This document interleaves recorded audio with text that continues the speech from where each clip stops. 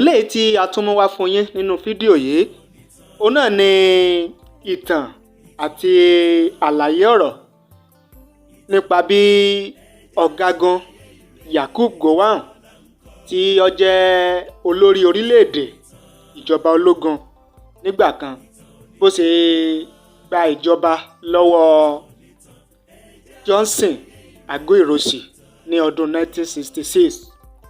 Ó sì ṣe àdéhùn wípé òun máa dá ìjọba padà fún alágbádá ní ọdún 1976. Ṣùgbọ́n nígbà tí ipò agbára dé ọwọ́ Ọláwí tán tí ipò ọlá tí ó dùn mọ́ ọ̀gágun Yakubu Gowon, ó bá yí àdéhùn rẹ̀ padà lọ́dún 1974 wípé kò ní ṣeé ṣe o láti gbé ìjọba fún àwọn olóṣèlú ní àsìkò tí òun ṣe àdéhùn tẹ́lẹ̀. Kí ni àwọn àṣeyọrí tí ọ̀gágun Yakubu Gowon tí ó gbé ṣe nígbà tí ó fi wà ní orí ìṣàkóso gẹ́gẹ́ bí olórí ológun orílẹ̀-èdè Nàìjíríà àti àwọn ọ̀rọ̀ míì tó ní í ṣe pẹ̀lú ìjọba rẹ̀, òun náà ni a fẹ́ mú wá nínú fídíò yìí. A sì fẹ́ kí ẹ fi ara balẹ̀ dáadáa kẹ́ ẹ gbọ́ wa láti ìbẹ̀rẹ̀ dé ìparí fídíò yìí kí àlàyé ọ̀rọ̀ wa kí ó lè yé yín dáadáa. Otasansan rédíò and TV a wà lórí Facebook àti YouTube bẹ́ẹ̀ bá ṣe ń gbọ́ wa bẹ́ẹ̀ lẹ́ẹ̀ máa wò wá. Lẹ́yìn oṣù méje tí ọ̀gágun Johnson Aguiyi-Ironsi tó ti já ìjọba gbà lọ́wọ́ ìṣàkóso alágbádá lábẹ́ Prime Minister Sir Abubakar Tafawa Balewa, ìtàjẹ̀sílẹ̀ àti ìfẹ̀míṣòfò ni àwọn ọmọ ológun míì fi gba ìjọba lọ́wọ́ rẹ̀, ìyẹn lọ́wọ́ Aguiyi-Ironsi lọ́jọ́ 29 nínú oṣù kínní ọdún 1966 ni wọ́n dá ẹ̀mí ọ̀gágun Aguiyi-Ironsi ni wọ́n dá légbodò nílùú Ìbàdàn pẹ̀lú gómìnà ológun Western Region nígbà náà, ìyẹn Colonel Adékúnlé Fájuyì.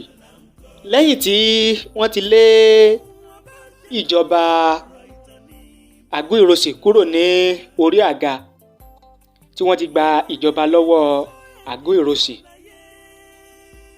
ọ̀gágun Yakubu Gowon ló bọ́ sí ipò olórí orílẹ̀-èdè Nàìjíríà nígbà náà ní ọjọ́ kìíní oṣù kẹjọ ọdún 1966.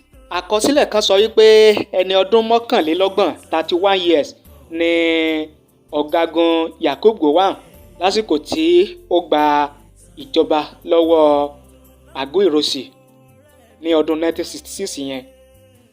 Àkọsílẹ̀ yẹn tún sọ wípé bí oṣù méjì ló kù tí yóò fi pé ẹni ọdún 32 32 years lásìkò tí ó já ìjọba gbà lọ́wọ́ ọ̀gágun Johnson Aguiyi-Ironsi ní ọdún 1966 yẹn. Pẹ̀lú bí ọjọ́ orí ọ̀gágun Yakubu Gowon ṣe kéré tó nígbà náà lásìkò tó gba ìjọba lọ́dún 1966 yẹn, Gowon ní àkọsílẹ̀ ìtàn ó sọ wípé ó ní olórí orílẹ̀-èdè ìjọba ológun tó pẹ́ jù lórí àga nínú ìtàn orílẹ̀-èdè Nàìjíríà. Ó sì lo ọdún 9 lórí ìṣàkóso agbára gẹ́gẹ́ bí olórí orílẹ̀-èdè, ìyẹn head of state. Àsìkò ìṣàkóso rẹ̀ ní ogun abẹ́lé bẹ́ sílẹ̀, ìyẹn civil war lọ́dún 1967. Àsìkò rẹ̀ náà ni ogun abẹ́lé wá sópin lọ́dún 1970. Yakubu Gowon ni ó fọ́ region tí orílẹ̀-èdè Nàìjíríà ń lò tẹ́lẹ̀ sí ìpínlẹ̀ 12. Àwọn ìpínlẹ̀ 12 tí ọ̀gágun Yakubu Gowon tí ó dá sílẹ̀ àwọn ni North Western State, Kaduna State, Kano State, North Eastern State, Kwara State, Benue Plateau State, Western State, Lagos State, Rivers State, Cross River State, East Central State àti Mid-Western State. Ní ìbẹ̀rẹ̀ ìṣàkóso ọ̀gágun Yakubu Gowon, ó ṣe àdéhùn wípé òun máa dá ìṣàkóso padà, ìyẹn ìṣàkóso orílẹ̀-èdè Nàìjíríà padà fún ìjọba alágbádá lọ́dún 1976. Ṣé gbàgbé pé a ní ọdún 1966 òní ọ̀gágun Yakubu Gowon ni ó gba ìjọba. Ó sì ṣe àdéhùn wípé òun máa dá ìjọba padà fún alágbádá ní ọdún 1976. Ṣùgbọ́n nígbà tí ipò agbára dé ọwọ́ Ọláwí tán, tí ipò ọlá tí ó dùn mọ́ ọ̀gágun Yakubu Gowon, ó bá yí àdéhùn rẹ̀ padà lọ́dún 1974 wípé kò ní ṣeé ṣe o láti gbé ìjọba fún àwọn olóṣèlú ní àsìkò tí òun ṣe àdéhùn tẹ́lẹ̀. Lára àwíjàre ọ̀gágun Yakubu Gowon ni wípé ìwà àti ìṣesí àwọn olórí ẹgbẹ́ òṣèlú nígbà náà kò jọ pé wọ́n ti ṣetán láti tukọ̀ orílẹ̀-èdè Nàìjíríà gẹ́gẹ́ bí ó ṣe tọ́ àti bó ṣe yẹ, látàrí àwọn aáwọ̀ àti gbọ́nmi sí omi òtó tó ń wáyé láàrin àwọn àgbààgbà nínú ẹgbẹ́ òṣèlú nígbà náà. Látìgbà tí ọ̀gágun Yakubu Gowon tí ó ti kéde nínú ìbánisọ̀rọ̀ fún àyájọ́ ọjọ́ òmìnira orílẹ̀-èdè Nàìjíríà lọ́dún 1974 yẹn, nínú oṣù kẹwàá, ọjọ́ kìíní oṣù kẹwàá ọdún 1974, tó ti kéde wípé kò ní ṣeé ṣe o láti dá ìjọba padà fún àwọn alágbádá ní ọdún 1976 tí òun ti ṣàdéhùn tẹ́lẹ̀. Látìgbà yẹn ó ní ète ìdìtẹ̀gbàjọba míì ni ló ti bẹ̀rẹ̀ láti gba ìjọba lọ́wọ́ ọ̀gágun Yakubu Gowon. Ṣùgbọ́n ọ̀gágun Yakubu Gowon kò tètè fura. Nígbà tó di ọjọ́ 29 oṣù keje lọ́dún 1975, lásìkò tí olórí ìjọba Yakubu Gowon tó lọ fún ìpàdé ìṣọ̀kan ilẹ̀ Áfíríkà ní Kampala, látìgbà náà ni ìdìtẹ̀gbàjọba míì ti bẹ̀rẹ̀ láti lé Gowon kúrò lórí àga ìṣàkóso kí ó tó padà dé láti Kampala.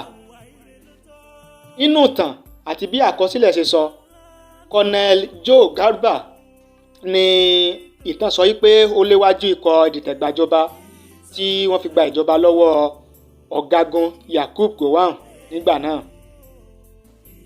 Lẹ́yìn tí ikọ̀ yẹn tí wọ́n rí ìdìtẹ̀gbàjọba yẹn ṣe tán láì ta ẹ̀jẹ̀ sílẹ̀, láì fi ẹ̀mí ẹnìkankan ṣòfò, wọ́n bá yan Brigadier Murtala Muhammed gẹ́gẹ́ bí olórí orílẹ̀-èdè ìjọba ológun lọ́gbọ̀njọ́ oṣù keje ọdún 1975 pẹ̀lú Brigadier Olúṣẹ́gun Ọbásanjọ́ gẹ́gẹ́ bí igbákejì, léyìí tó túmọ̀ sí wípé ọdún 1975 ó ní ìdìtẹ̀gbàjọba míì wáyé tí wọ́n fi gba ìjọba lọ́wọ́ ọ̀gágun Yakubu Gowon.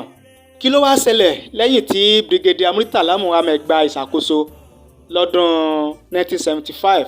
Ọdún mélòó ni Murtala lò lórí àga ìṣàkóso gẹ́gẹ́ bí olórí orílẹ̀-èdè? Kí ni ìgbẹ̀yìn ọ̀gágun Murtala Muhammed? Báwo ló ṣe kúrò ní orí àga agbára? Ta ni ó gba ìṣàkóso lọ́wọ́ Murtala Muhammed?